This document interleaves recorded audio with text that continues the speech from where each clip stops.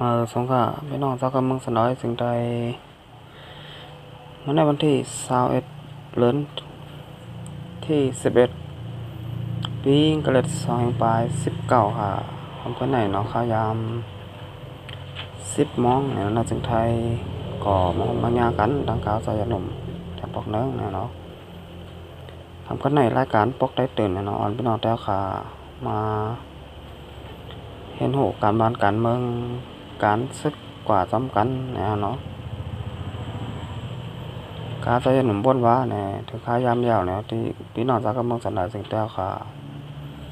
โหลไหลอ่อนกันต้องโตต้องตื่นดองการบ้านการเมืองการศึกกันกว่าระยะเนี่ยเนาะเขาคำมาโดยเหมือนหนัง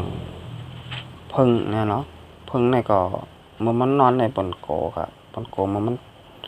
ตื่นซานเนี่ยเนาะมันต้องตื่นเนี่ยเนาะอันนั้นครับก็มันต้องตื่นซานแล้วเนี่ยมันเตลิโกเตเนี่ยเนาะก็ว่าเสียงมันปออ่อนปอปันกว่าเสียงเนี่ยเนาะเหมือนหนังพี่น้องเจ้าก็มึงสันดาเสียงแต้วขาก็เหมือนกันปอตึกอ่อนกันนอนดับพันดีขี้เงาเนี่ยเนาะเปลี่ยนอยู่จังไหนได้เปิ้นก็โกเนี่ยเนาะสมาเฮาค่ะพี่น้องจากก็เมืองสันดานจังใดอ่อนกันมาต้องโตต้องตื่นเนี่ยเนาะ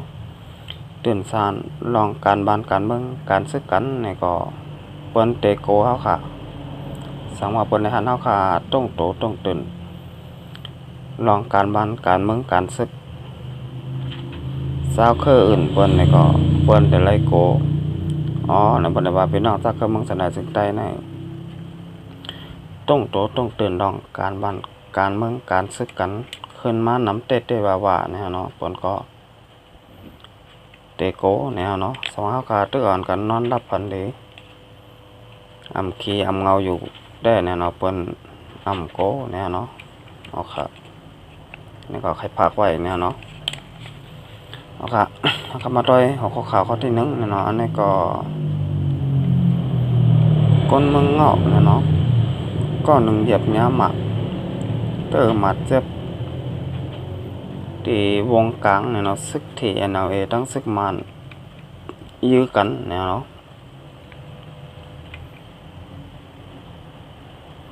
ผู้ชายอายุ25 ปีก็หนึ่งเนี่ยเนาะ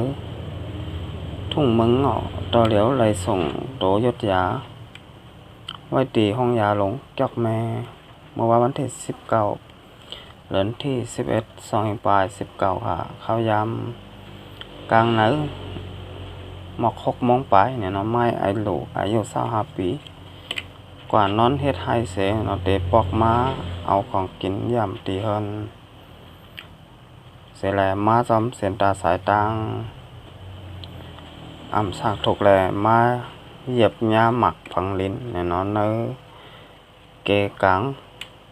เนื้อแกมันกลางเนี่ยเนาะตั้งบ้านนาลุยเนี่ยเนาะกิ่ง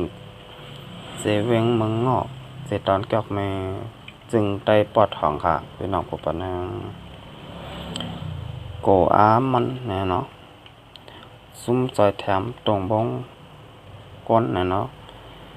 ตึมตะเมาเนาะเจเวงเกอกแม่ลาตีผู้ตายฮักว่าเนี่ยเนาะก้นนั้นกับ10 มาที่เฮาขาและเฮาขาเลยกว่าฮับเอามายาวก่อเลยส่งกว่าตีห้องยาหลงเวงเกอกแม่ยาวขาเนี่ยเนาะมันใจเติกงาหมัดเจ็บตีติน2 ภายจำมือจำหน้าแหล่จอมโตกำพองบ้านในเนี่ยเนาะนึก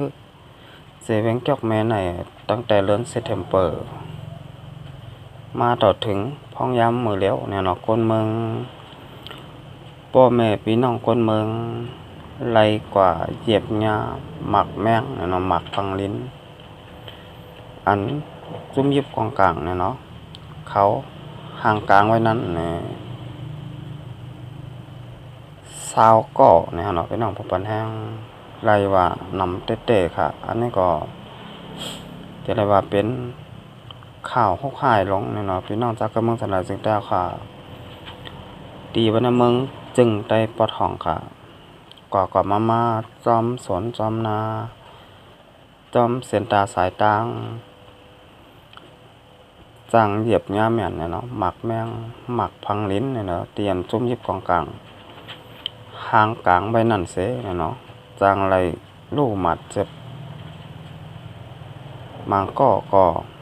ป้อไรตายก็มีเนี่ยเนาะอันไรลูกหมัดเจ็บก็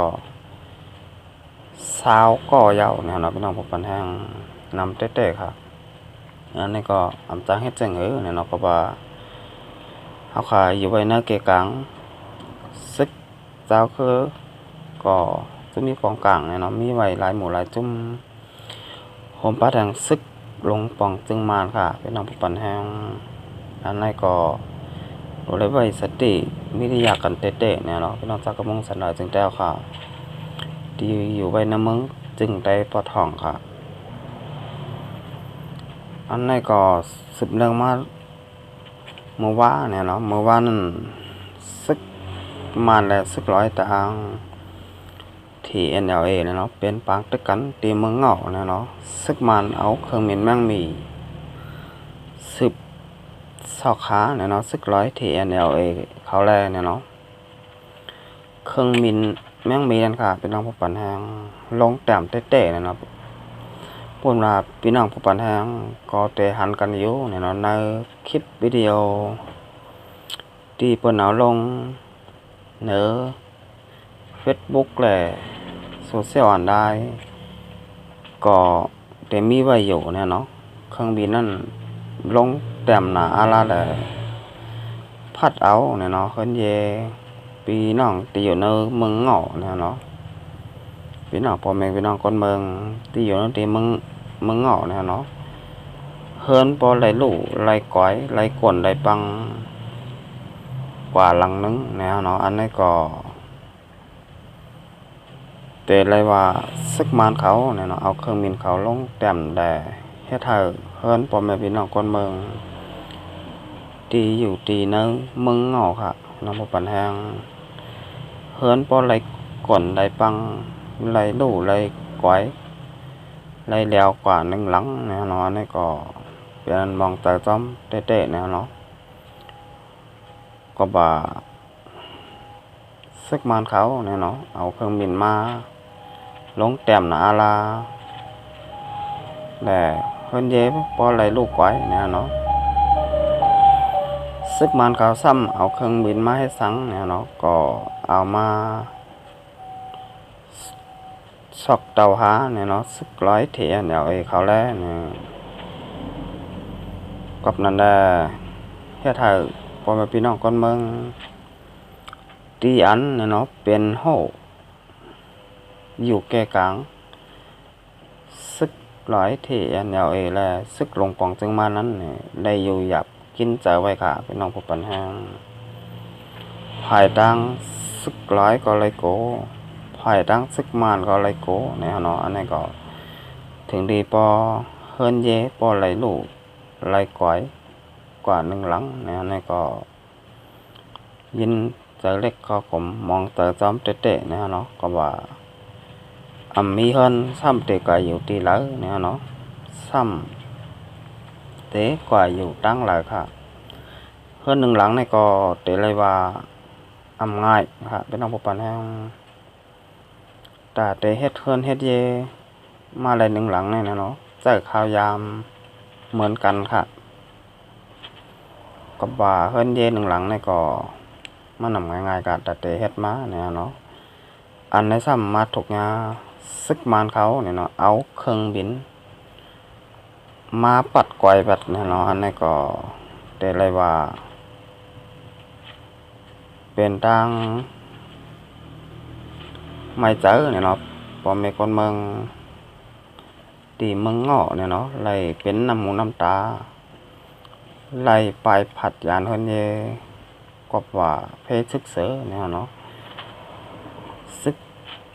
อันวันนั้นก็มีไว้ตั้งนำเตะๆเนี่ยเนาะในเมืองจึงแต่ปะทองเนี่ยมีไว้หลายหมู่หลายจมโฮมป้าแดงซึกหลงปองจึงมันเนี่ยเนาะซึกหลงปองจึงมันไหนเนี่ยเตะแลหันว่าตั้งแต่เขาสืบกึดเนี่ยเนาะปังตึกไผ่แล้วแทงยาวนั่นเนี่ยเนาะเขาโท ซึบเข้าเมืองเมืองจึงได้ปลดห้องเนาะกว่าซอกดาวหาเนาะซึกเจ้าคือตีหนึ่งเย้าตีหนึ่งวันหนึ่งเย้าก็วันหนึ่งเนาะเป็นปังตึกอยู่กูมือกูวัน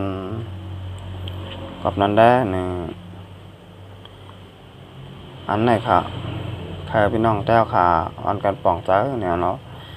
พี่น้องแต้วค่ะตีอยู่ในเมืองสันดอยจึงได้ซ้ำมีการมีงานเฮ็ดเนี่ยเนาะกลุ่มปลายเพศศึกเสือเนี่ยเนาะก็เลยตกต่างตกข่าอยากผุดเหมือนกันเนี่ยเนาะเมื่อน้องพี่น้องแต้วค่ะปลายมาอยู่เมืองไทยมีงานเฮ็ดกูวันเนี่ยเนาะก้อยกาก็เลยตั้งตกข่าอยากผุดกินใจเหมือนกันเนี่ยเนาะให้สั่งว่าเลยตั้งตกข่าอยากผุดกินใจเนี่ยเนาะบ่ได้มีเงินมาก็ซ้ำโหลเฮ็ดวัดเฮ็ดบ่ค่ะพี่น้องผู้บันแฮงสีหนึ่งเย้าสีหนึ่งเนี่ยเนาะเมื่อตั้งมา4 โมงฮะ4 โมงมาสีเขียวเนี่ยเนาะสีเขียวซ้ำมาสีเหลืองเห็นไหมเนาะมูปีนามาเตมาสีขาวทางกับมูฮะเนาะนี่ก็เปิดต้อยเนี่ยนะว่าปีนามานั่นเตมาไล่เหล่าแทงค่ะพี่น้องผู้บันแฮงเฮ็ดสังแลมันเปลี่ยนมาจังไหนนี่เป็นกอบผายค่ะเป็นกอบเฮาพี่น้องเจ้าก็มึงสันใดจึงใจแหละกูเจ้าคือเนี่ยที่เฮาค่ะพร้อมกันเนี่ยเนาะก็ว่าพร้อมเป็นอันหนึ่งอันเดียวกันได้แลกลุ่มปลายผู้เขียนก้อยเนี่ยเนาะพี่น้องแต้วค่ะไล่ปลายเพศศึกเสือเนี่ยเนาะปลายกว่าตีหนึ่งเย้าตีหนึ่งเนี่ยเนาะวันหนึ่งเย้าวันหนึ่งเมืองหนึ่งเย้าเมืองหนึ่งเนี่ยเนาะเพราะเป็นจังไหนอยู่ติ๊กแต่เนี่ยเต็มเป็นการแล้วเนี่ยเนาะค่ะกลุ่มปลายเพศศึกเสือแหละปลายอยู่ให้ไหนติ๊กเนี่ยเนาะค่ะถึงค่ายามยาวเนี่ยได้โหลเลยอ่านกันมาห่มห้อมกันเนี่ยนะให้เป็นอันหนึ่งอันเดียวกันเสียแลต้องโตต้องตื่นลองการบ้านการเมืองการซื้อข้าวขากว่าได้ยาวเนี่ยเนาะค่ะมาโดย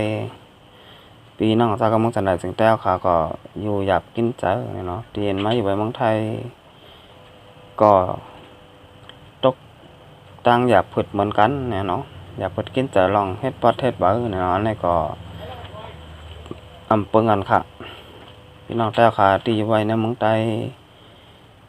ก็อยู่หยาบกินเจอปลายเพศศึกเสือเนี่ยเนาะมีการเฮ็ดเนี่ยเนาะพี่น้องแต้วค่ะที่มาอยู่ในเมืองไทยซ้ำอยู่หยาบกินเจอเหมือนกันเนี่ยเนาะก็ว่ากินเจอลองวัดลองเบอเนี่ยเนาะเฮ็ดวัดปีหนึ่งยาวปีหนึ่งเนี่ยอันนี้ก็คู่กันอยู่เนี่ยเนาะกูคนเอาค่ะทำก็ได้เนี่ยรายการปกได้เต้นเนี่ยเนาะก็เดี๋ยวย้อนดูไว้ก่อนเนี่ยเนาะจะค่อยมาพบมาง่ายเป็นน้องพบปัญหาของทางปัญหาค่ะมาส่งค่ะ